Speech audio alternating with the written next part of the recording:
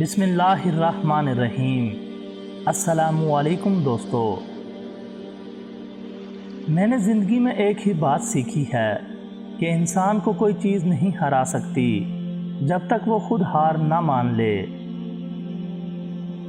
سخت محنت کے بغیر کامیابی کا خواب دیکھنا ایسا ہے جیسے بنا فصل لگائے کاٹنے کی توقع رکھنا۔ جو شخص برداشت کرنے کا فن جانتا ہے وہ شخص زندگی کی کوئی بھی جنگ نہیں ہار سکتا۔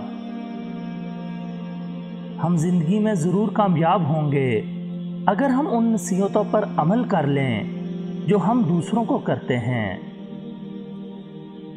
اگر زندگی میں کامیابی چاہتے ہو تو ہر عمل کی ذمہ داری قبول کیجیے۔